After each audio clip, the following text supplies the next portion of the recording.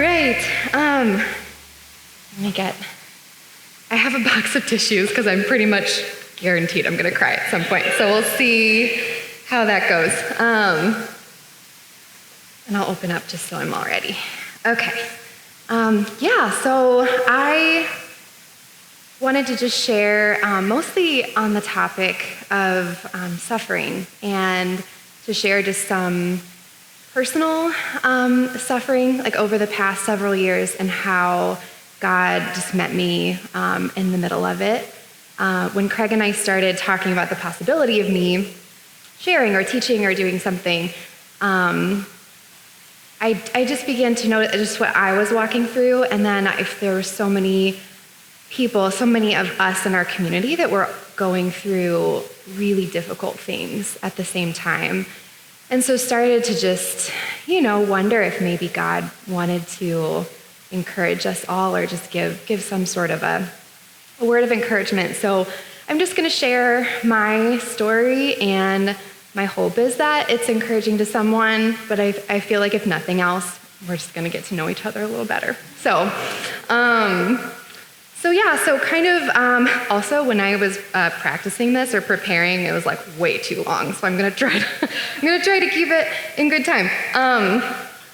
My story, so it starts with basically throughout my whole life, I just kind of have dealt with sickness at different times. Like I was kind of a sick kid, just had a lot of different things physically, but also like mental, emotional. Like looking back now, I can see there were kind of flares happening throughout my life, but we just didn't ever really know what was going on.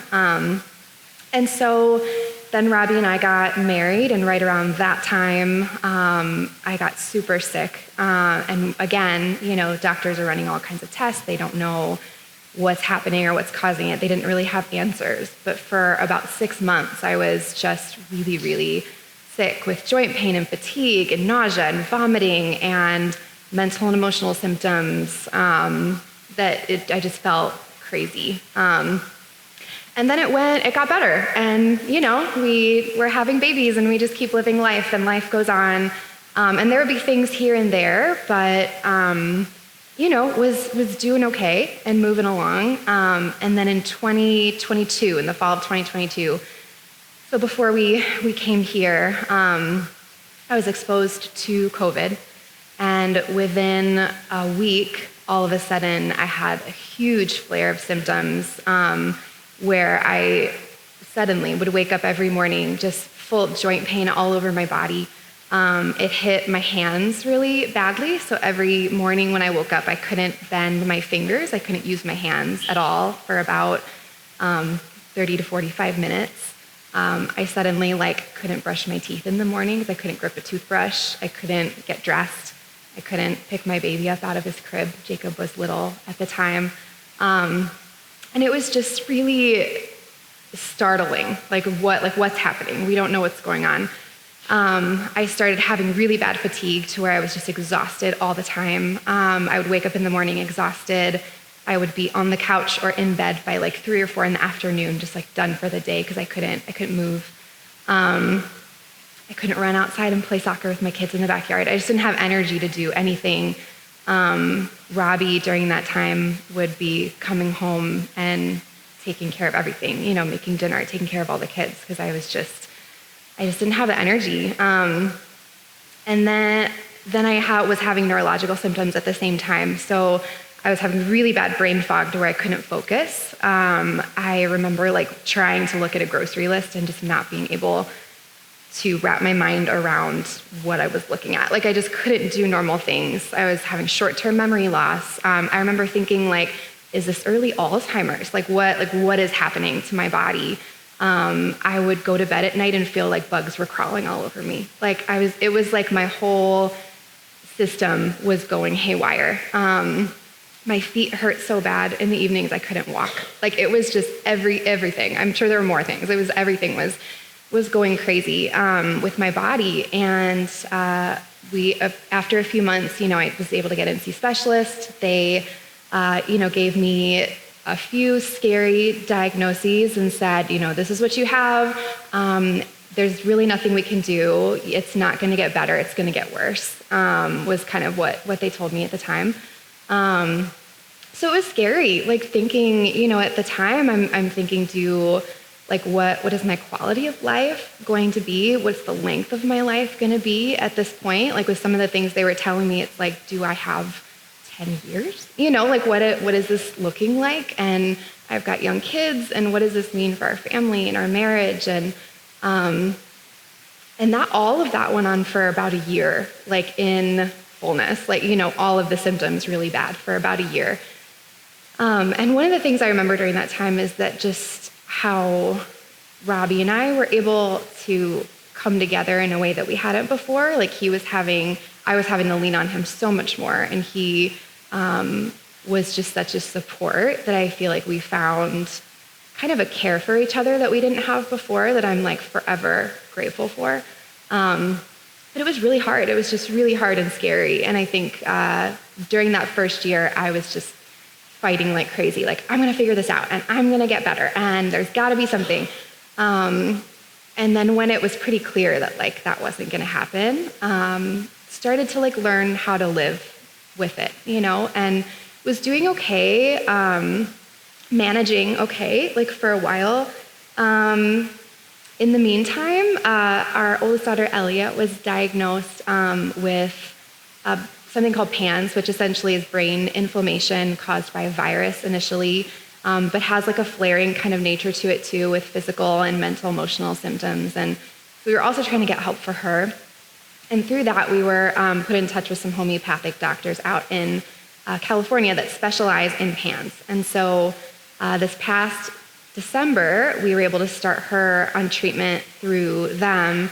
And it was around that time that I started to see some of the similarities between what she was going through and what I've been experiencing kind of my whole life, and started to like kind of put the pieces together, like this could be the same thing, and kind of started to hope that like, well, maybe I could get better. Like what if I could, have treatment too, and I wouldn't just have to manage all the time.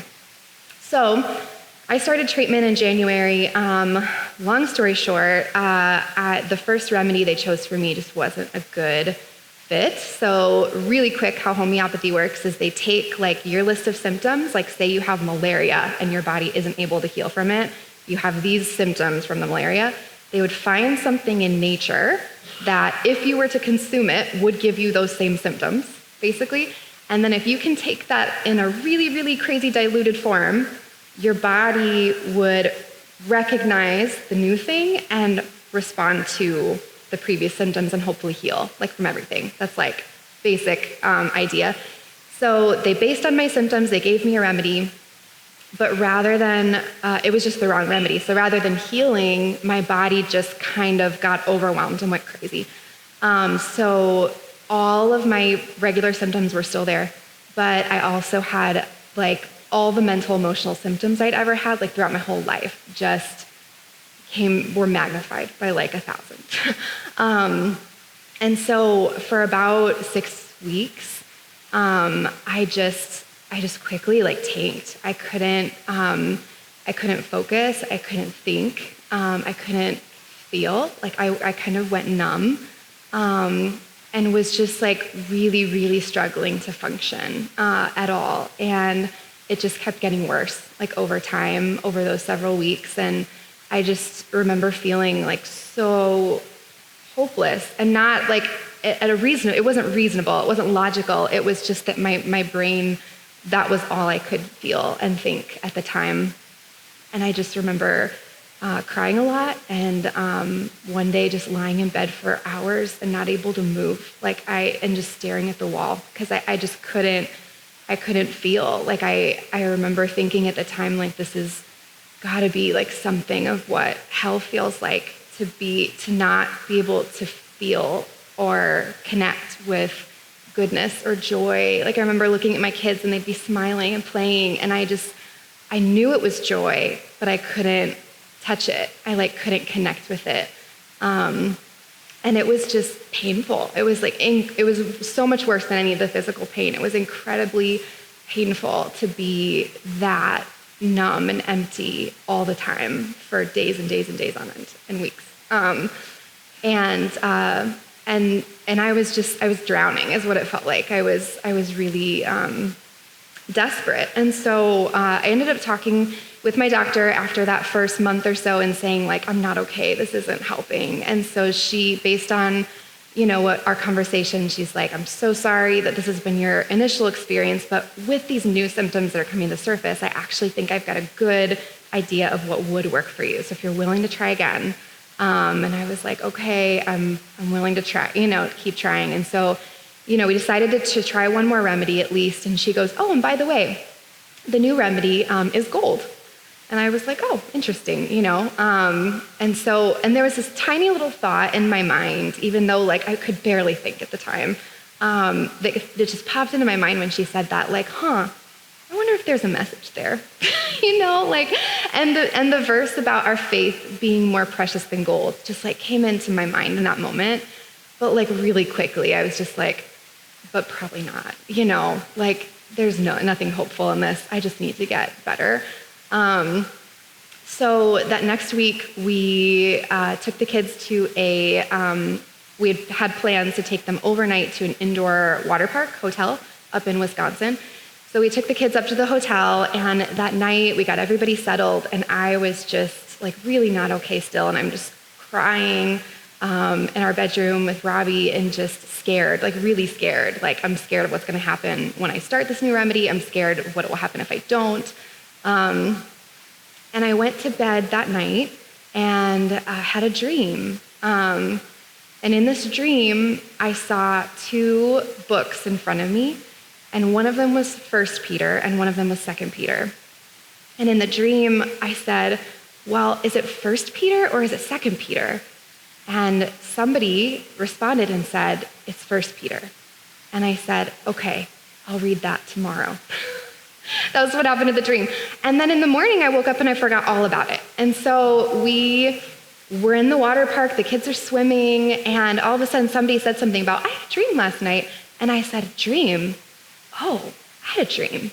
And I said, Robbie, do you mind if I like take a little break and go read my Bible for a few minutes, like over here by the window? And he's like, yeah, sure. So I'm walking over to where my bag is, and my Bible is in my bag, and I'm thinking, okay, 1 Peter. And you guys, like seriously, like in my brain, all of a sudden was 1 Peter 1:7. And it was like I couldn't think of anything else. It wasn't even like I was like, what should I read? It was just like 1 Peter 1:7. I had no idea what that meant. I didn't know what it said. But I said, okay, I don't know. I may as well start there. So I opened up 1 Peter 1:7, and it said, so that the genuineness of your faith, being more precious than gold, that though perishable is tested by fire, may be found to result in praise and glory and honor when Jesus Christ is revealed. And I just sat there kind of like, what on earth? Like of the, hundreds, thousands of Bible verses that it could be, that was it. And I just felt, I think in that moment, because I was still really numb and really struggling mentally, that I just think I felt seen. I was like, okay, God sees me. I don't know what it means, but God sees me.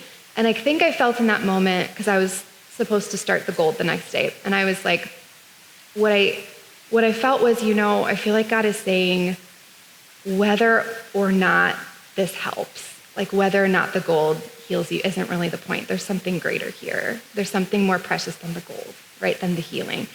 And so I just feel like, okay, it's gonna be okay. So I started the gold, taking the gold the next day, and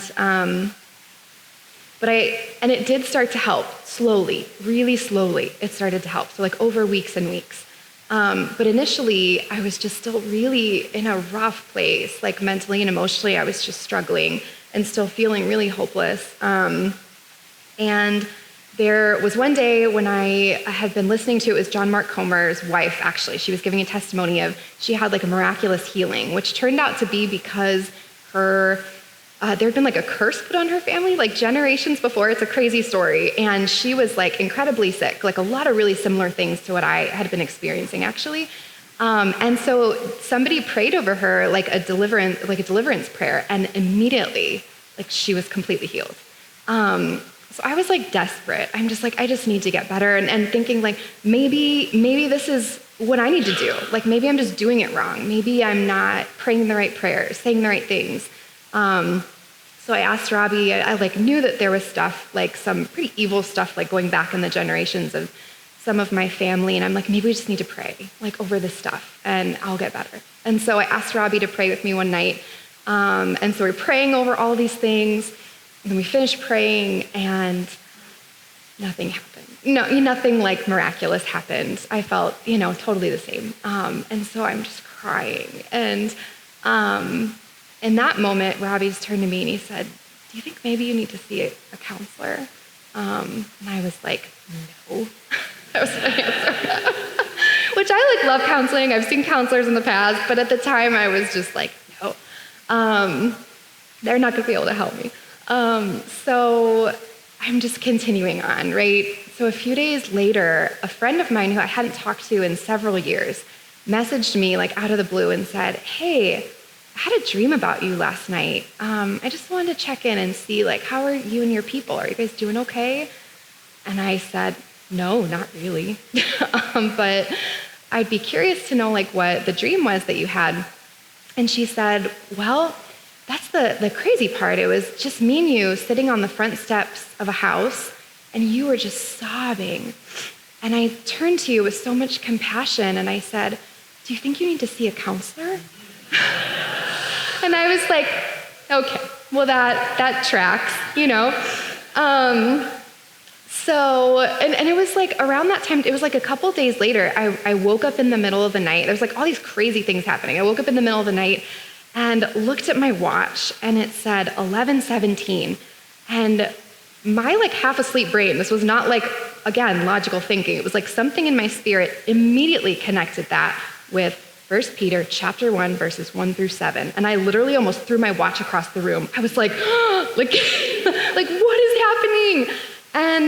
And I was, like, you guys, like, I wasn't, it was like all this crazy stuff, but like, I wasn't happy about it. I was really angry at the time. Actually, I was really mad at God, and frustrated and bitter. And because I was struggling so much, like just to function and just to get through my days. And I was angry. I remember yelling at God to stop talking to me. Like, I don't want to hear it. Stop trying to tell me things.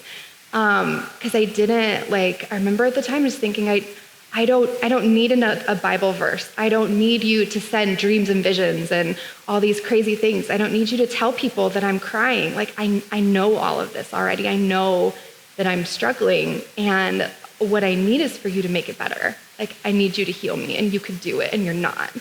And I was just so angry because I was so desperate, and it just felt like I was suffering and it was never going to get better. And I didn't think I could keep going like that. Truly, I was like, how long could I keep, like functioning that way? And so it was right around that time, like a week later, probably, I was sitting in church here and crying as we're worshiping, because I was just crying all the time. And I just had the sense all of a sudden that I needed to go talk to my mom. Like this, it was like crazy. It was like, I was the magnet pulling me toward my mom. And I was, even in my mind, I started to plan out like, okay, after church, I'll drop Robbie and the kids home and I'll go right to her house. It was like weird because me and my mom, like, we have a good relationship, but we don't talk about like, deeper things that often. So it would have been strange if I was like, hey, just show up at her house just to talk. And so by the time church ended, I kind of talked myself out of it. Like, that was weird. Like, don't do that. But the next week, I was sitting in church again, and the same thing happened. We're worshiping and we're ending the service, and I felt this magnet like pulling me toward my mom. And I was like, I have to go talk to her. I don't know why, but I have to do it. And so I told Robbie, I'm like, do you mind if I just run over to my mom's house? I asked her if I could come meet her for lunch. So I went to her house, and we ended up talking about, she ended up sharing all of these things that had gone on in our family in these generations past, all the stuff Robbie and I were praying over, the stuff that I knew parts of, but not all of it. And she started sharing all these things. And as she shared, all of a sudden I found myself sharing with her for the first time abuse that had happened to me throughout my childhood. These things I had wanted to talk about forever, and like just at that point had thought, it's just never going to happen, like it's just not. And all of a sudden it was happening, and there was like forgiveness happening, and there was healing happening. And I left her house that day like, what on earth like just took place? Like, I don't even know, like what? It was crazy. And so a few weeks after that, I was starting to feel better. Like, I'd been taking the gold for like maybe about a month, and I felt like I was starting to come awake. I was slowly coming awake. And I remember Robbie and I talking one day, and he was just asking how I was doing, and I said, I think I'm starting to get better, and everything that is happening with my family, like all of these things, like I just feel really grateful. Like, I don't understand it all, but I feel really grateful. And I remember at the time Robbie saying like, well, Jordan, you've been crying out to God for healing, and it seems like he's been answering. It just wasn't in the way you thought it was going to happen. It wasn't what you expected. And that was absolutely true. It just wasn't what I thought it would be. So it was the next couple months as I slowly just kept healing and getting better, and my mind started to work again, that I started to read 1 Peter and just meditate on it a little bit. So I wanted to read that together. So just those first 7 or 8 verses. I'll probably read through it a couple times because it's a little wordy. But the first thing I noticed, you guys, when I opened up my Bible to 1 Peter to start to study this, is that my Bible has a little like introduction, and it says, 1 Peter, more than any other book of the New Testament, deals with Christian suffering. The word suffering occurs more often in the short letter than in any other writing of the New Testament. The letter attempts to console and encourage those in the community who are suffering by asserting that their persecution is a share in the suffering of Christ. And that alone was just like crazy to me, So anyway, I'll start in chapter 1. He just starts with a greeting, and it says, Peter, an apostle of Jesus Christ, to the exiles of the dispersion in Pontus, Galatia, Cappadocia, Asia, and Bithynia, who have been chosen and destined by God the Father and sanctified by the Spirit to be obedient to Jesus Christ and to be sprinkled with his blood. May grace and peace be yours in abundance. Blessed be the God and Father of our Lord Jesus Christ. By his great mercy, he has given us a new birth into a living hope through the resurrection of Jesus Christ from the dead, and into an inheritance that is imperishable, undefiled, and unfading, kept in heaven for you, who are being protected by the power of God through faith for a salvation ready to be revealed in the last time. In this you rejoice, even if now for a little while you've had to suffer various trials, so that the genuineness of your faith, being more precious than gold, that though perishable is tested by fire, may be found to result in praise and glory and honor when Jesus Christ is revealed. And so, I just started to meditate on that. And I think as I was reading it, I think what kind of happened was God began to, like when you are in a place of suffering, like all you can, like you're just zoomed in on yourself because you have to be, like you're trying to survive. But he began to expand my vision, like to bring me back out again to this bigger picture and this bigger story. And so, that we have this new birth into a living hope through Jesus' resurrection from the dead, that through the resurrection, there's this living hope. It's something greater. It's something bigger. It's an inheritance that we have that's imperishable and undefiled and unfading. It's not of this life. It's not earthly. It's kept in heaven for you. You who are being protected by the power of God, which these people that he was writing to, like they're being persecuted and killed, like it's not their bodies in this life he's talking about being protected. There's something else he's protecting. There's something greater that's happening. For for the purpose of, like, through the faith for salvation, ready to be revealed in the last time. Again, there's something that's coming. And that in this greater hope that we have, we can rejoice, even if now for a little while we're having to suffer. So that the genuineness of your faith, which is more precious than gold, may be found to result in praise and glory and honor when Jesus Christ is revealed. And I feel like God just kept pointing me back to that what I wanted was the gold. I wanted the healing, right? I wanted him to make me all better. And I feel like at one point I was just like, I was saying to God, like, I want you to make this better, like right here and now. Like, I need you to make this better. And I feel like God was just saying, like, I hear you and I see you and I'm with you, but I want to make like this better. I want to make all of it better. And I have such a bigger picture than you can understand right now, than you can imagine. I keep thinking of Narnia and like The Lion, the Witch, and the Wardrobe. And it's like, it's winter. It's been winter forever. And it seems desperate. And all of their loved ones are being turned to stone. And they think they're never going to see them again. And then Aslan comes. And everything starts turning to spring. And the stone loved ones come back to life, right? It's like so much bigger than we can imagine. It's not all about what's happening right now. And I think at the time I needed that, and it was comforting, because if it was all about me in that moment and it was all about the right now, then there was like a great injustice happening, right? If I'm at the center of the story, then something very wrong is going on. But if I'm not at the center of the story, and if there's a way bigger story happening, and there's a hope that is coming and is eternal, then that was comforting to me, right? To know that there's something more that I can put my hope in.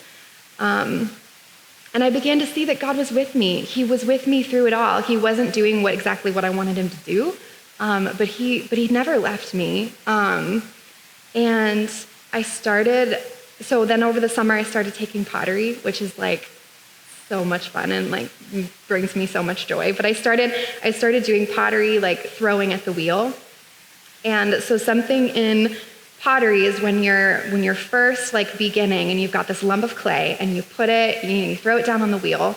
The first thing you have to do is get it centered. And in order to do that, you've got to like brace your arms and like really like keep your hands really steady, because the clay is going to give to you, right? You have to like make it do what you want it to do.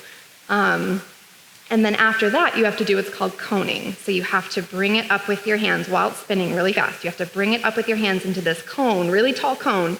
And then as it's still spinning, you have to knock it down and bring it back down again. And you do that several times, like up and down. And that process actually like makes the molecules in the clay order themselves in a more structured way, so that when the clay is fired, it will be a stronger piece of pottery, like it won't crack as easily. And I just kept, as I started to do pottery and like had to, do that with my hands, which by the way, the fact that I'm doing pottery with my hands right now is amazing. Like if I go back a few years, like I didn't know if I'd be able to use my hands, right? Like that's incredible. But this picture, I feel like what God was showing me as I'm doing this is he was saying, my hands were on you the whole time. Like you felt like you were spinning out of control and you didn't know what was happening, but I was steady and my hands were on you. Like I was holding you the whole time. And even in the times when I brought you up and in the times when seemed like I was knocking you down, there was something happening that's more important and it's greater than the discomfort of all of that. And that's what we see in the fire, right? This is this picture of the gold being tested and tried through the fire. Like through the fire, it's melted down, and through that great intense heat, anything that's not gold and all these unprecious metals and all the impurities, they rise to the surface and they're skimmed away. And what you're left with is the valuable, strong, it's the gold. And God he's saying here, there's something even more precious than that. And there are some things that can only happen through suffering. Like it can only come. And I saw that as I walked through that, through the really difficult things. I saw my pride being skimmed away more. I saw my self-sufficiency being skimmed away. I saw me wanting, things to be how I wanted them to be, like skimmed away. My fear of death, my fear of, the unknown, all of these things, and being left with more of, not a perfect trust, but more of a trust than I had before. I truly think now I could go through that again and it would be okay. I could go through worse and might, some of you have gone through worse, and we do. It's life, but that we have a greater hope, and we have a God who promises never to leave us, that he's holding onto our lives the whole time.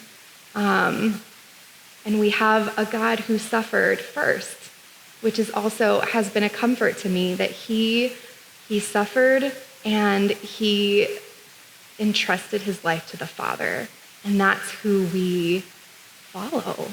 And so as we go through whatever our own suffering is as humans, on this earth, we get to follow him, and we get to entrust our lives to the Father.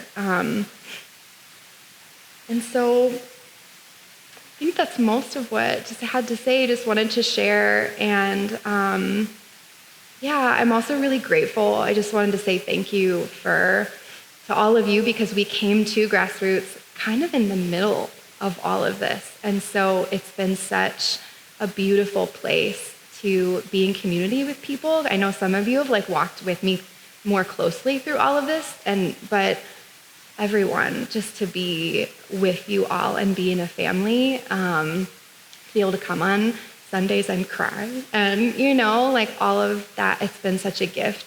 And I'm also so grateful for those of you who have shared your suffering with me as you've walked through it. I've seen so much, just the gracious way that many of you have walked through your own things too, and that's really been a gift to me too.